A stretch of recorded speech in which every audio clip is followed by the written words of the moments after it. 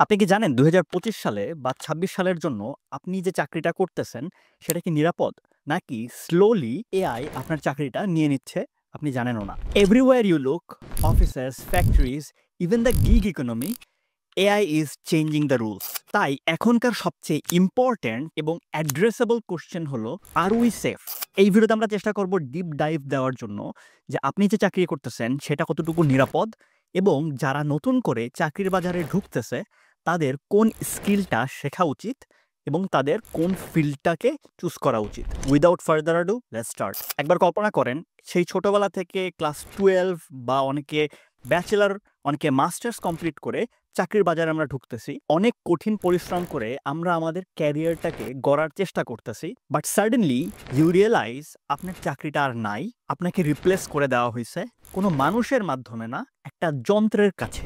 এই কথাটাই আমি আপনাকে যদি আরো 10 থেকে 15 বছর আগে বলতাম তাহলে হয়তো হেলায় ফেলায় ইগনোর করতে পারতেন। But this is reality today. AI is already replacing jobs globally, এবং বাংলাদেশও কিন্তু এর বাইরে না। বাংলাদেশেও এই পরিবর্তনের ঢেউ চলে আসছে এবং খুব তাড়াতাড়ি মহামারীর মতো জব মার্কেটকে গ্রাস করবে। বিশ্ব অর্থনৈতিক ফোরাম অনুযায়ী এআই ২০২৫ সালে ৮৫ মিলিয়ন জব কেড়ে নেবে। তবে আসার কথা হলো আরো ৯৭ মিলিয়ন নতুন জব ক্রিয়েট করবে। এখন কথা হলো আমরা কি এই ইতিবাচক দিকের অংশ হতে পারবো কিনা।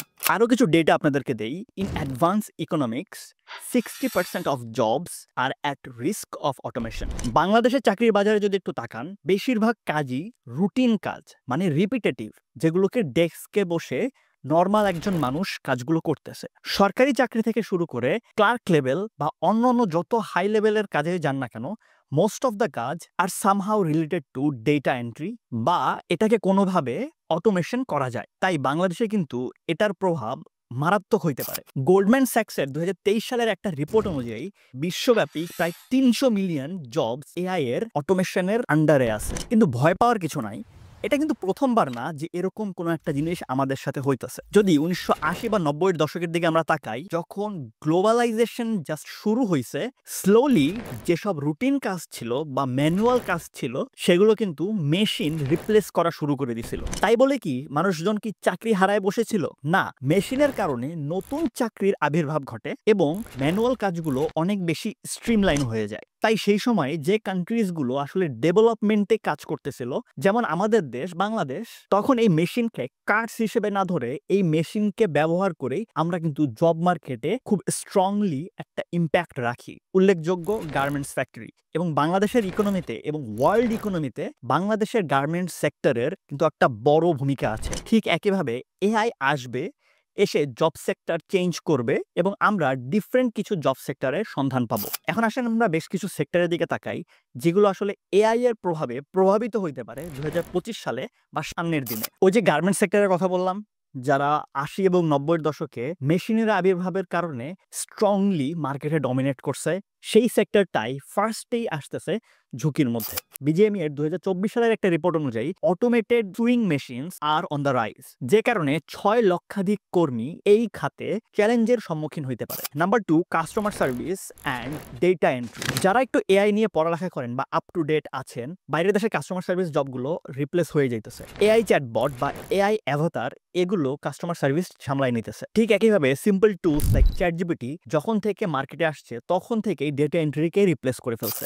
Number 3, basic IT jobs. Freelancers যারা আসলে বেসিক ডেটা স্ক্র্যাপিং এর কাজ করে বা বেসিক কিছু কোডিং এর কাজ করে, তাদের জব অনেক বেশি রিস্কে আছে। কারণ যদি জিজ্ঞেস করা হয় এআই কোন কাজগুলো সবচেয়ে সহজভাবে করতে পারতেছে, সেটা হলো গিয়ে বেসিক কোডিং এর কাজগুলো। যারা আসলে ক্লড, চ্যাটজিপিটি বা ডিপসিকের আর্টিফ্যাক্টস ইউজ করছে তারা আসলে জানে বেসিক কোডিং এর কাজ এই টুলগুলো কত ভালো করতেছে। Number 4, writers.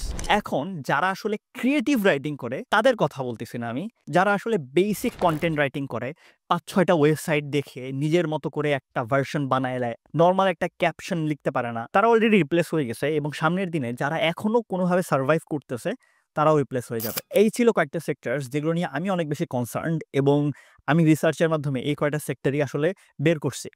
এছাড়া আপনারা যে যে সেক্টরে আছেন আপনারা নিজেরা একটু ম্যানুয়াল রিসার্চ করে একটু দেখতে পারেন যে আপনাদের কি অবস্থা। এবার আসেন একটু দেখি এশিয়ায় এআই এর প্রভাবের অবস্থাটা কি রকম। পিডব্লিউসি এর 2023 সালের একটা রিপোর্ট অনুযায়ী নিম্ন আয়ের দেশগুলোতে 30% এর মতো জব অটোমেশনের ঝুঁকিতে আছে। বাংলাদেশের মতো দেশে তৈরি পোশাক এবং রেমিটেন্স নির্ভর যে কাজগুলো আছে সেগুলো বড় চ্যালেঞ্জের সম্মুখীন হইতেছে। কিন্তু আসার কথা হলো 2024 সালে বেসিসের একটা প্রতিবেদন উল্লেখ করে বাংলাদেশে ডিজিটাল কর্মী বা ডিজিটাল স্কিলড পিপলের সংখ্যা দিন দিন বাড়তেছে। তাই আমরা যদি আমাদেরকে আপস্কিল করতে পারি AI, machine learning, data science এই ফিল্ডগুলোতে, তাহলে নতুন কাজের সম্ভাবনা আমাদের জন্য দিন দিন বেড়ে যাবে। কারণ এই কাজগুলো যদি আমরা দক্ষ হতে পারি, বাইরের দেশের মানুষজন দিন শেষে ফ্রিল্যান্সার হায়ার করবে নিম্ন মধ্যবিত্ত দেশ থেকেই, যেখানে তারা কম পে করতে পারবে। তারা আসলে কোথায় কম পে করতে পারবে?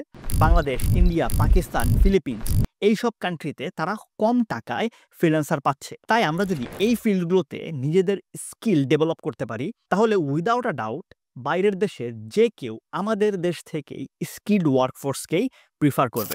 বাংলাদেশের ফ্রিল্যান্সিং কমিউনিটি ইজ বুমিং এবং এখানে একটা মিশ্র প্রতিক্রিয়া বা মিশ্র চিত্র আমরা দেখতে পারি। হ্যাঁ, এটা সত্য, এআই টুলসগুলো basic content writing, graphics designing এই কাজগুলো নিয়ে নিতেছে, কিন্তু যারা নিশ স্পেসিফিক ফিল্ডে নিজের স্কিল ডেভেলপ করতেছে, advance coding, UX UI design, AI tool integration, SaaS development, creative and conversion copywriting, viral story writing, তারা দিন দিন আরো বেশি পরিমাণে কাজের অপরচুনিটি পাইতেছে। এত কিছু বলার মূল কথা হলো এআই এর সাথে প্রতিযোগিতা না করে এআই কে আমাদের কাজে ইন্টিগ্রেট করতে হবে। এআই কে কিভাবে ব্যবহার করে আমি আমার কাজকে আরো বেশি এফিশিয়েন্ট করতে পারি, আমি হিউম্যান ইনপুট দিয়ে যতটুকু না কাজ করতেছি এআই ব্যবহার করে সেই কাজটাকে বা সেই আউটপুটটাকে কিভাবে 10x, 20x, 30x করতে পারি, সেটাই আমাদের লক্ষ্য থাকা উচিত। তাই যারা টেক ফিল্ডে আছি আমরা, পাইথন, ট্রান্সফ্লো, সোলানা এই রকম যে টুলসগুলো আছে এগুলোকে আমাদেরকে শিখতে হবে, অথবা ক্রিয়েটিভ কাজগুলোর মধ্যে মনোনিবেশ করতে হবে যেগুলো এআই চাইলেই রিপ্লেস করতে পারবে না। কিপ ইন মাইন্ড, এআই একটা হলো গিয়ে চ্যাটবট যেগুলো আসলে প্যাটার্ন রিকগনাইজ করে আপনাকে আপনার মতো করে একটা কাজ দিতেছে। আপনি যখন ক্রিয়েটিভ কাজ করবেন আপনি কোনো প্যাটার্ন ফলো করে কাজ করেন না। Creativity is like water, it just flows. আর এআই ফ্লো করতে পারে না। তো এত কথা বলার মূল কথা কি, বা what's the bigger picture we are looking for? McKinsey Global Institute 2022 সালের একটা রিপোর্ট অনুযায়ী the global AI revolution is expected to add $13 trillion to the economy by 2030। But এই গ্রোথ তাদেরকেই বেনিফিট দিবে যারা আসলে অ্যাডাপ্ট করতে পারবে। And countries that are prioritizing digital education like India, Singapore, তারা অলরেডি এর সুফল পাচ্ছে এবং আমাদের বাংলাদেশকেও একত্র হয়ে একই সাথে স্টেপ আপ করতে হবে। এখন আমি ভিডিওটা শেষ করতে চাই একটা গুড নিউজ বা একটা মাইন্ডসেট শিফট দিয়ে। AI is not here to replace us, it's here two collaborate with us.